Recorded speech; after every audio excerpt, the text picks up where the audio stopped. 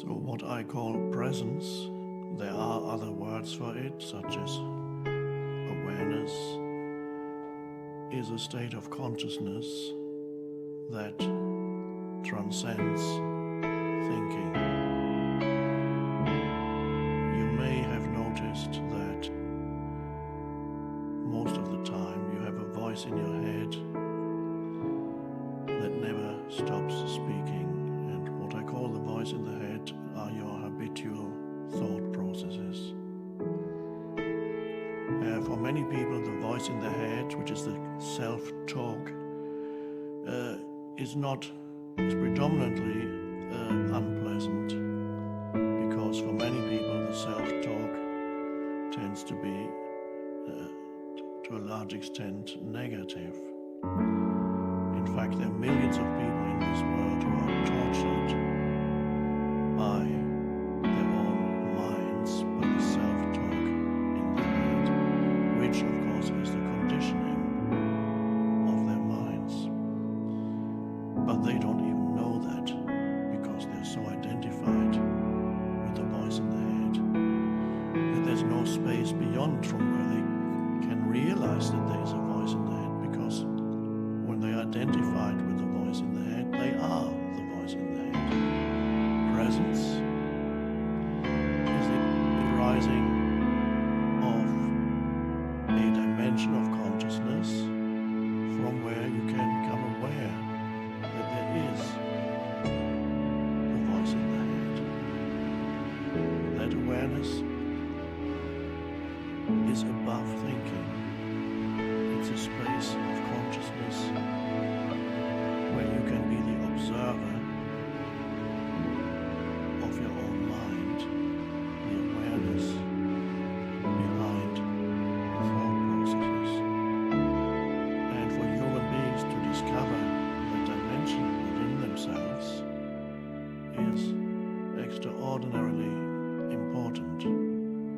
It is, in fact, as I see it, the next step in the evolution of humanity to discover that unconditioned dimension of consciousness within themselves. And that's an amazing shift. All the ancient spiritual teachers have already pointed to the possibility, from the Buddha to Jesus and so on. But until now, only very few people have been able to actually experience that state of consciousness and embody that state of consciousness. One could say that until now, or until fairly recently, it's been a luxury for human beings to attain that new consciousness, but the world situation that we are at now is so critical.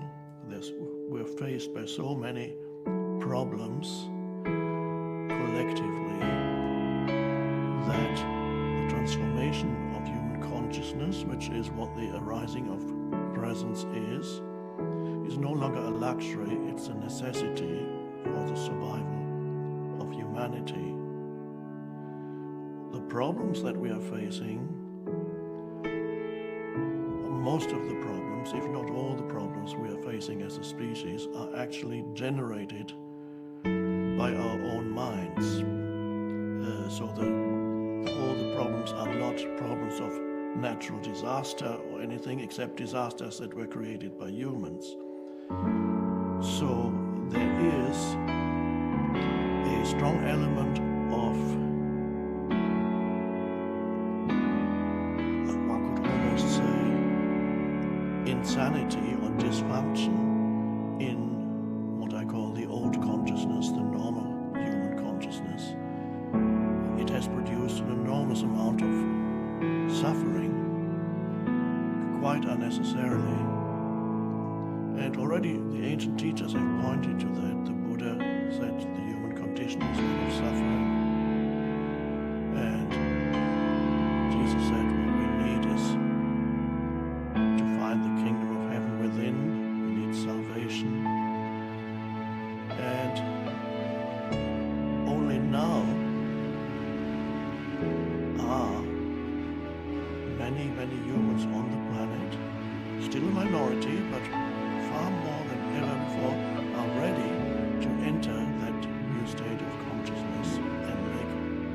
presence part of their lives, so that there is a shift, for most people a gradual shift, for some few people a radical sudden shift, from the state of consciousness of being identified with the continuous stream of thinking,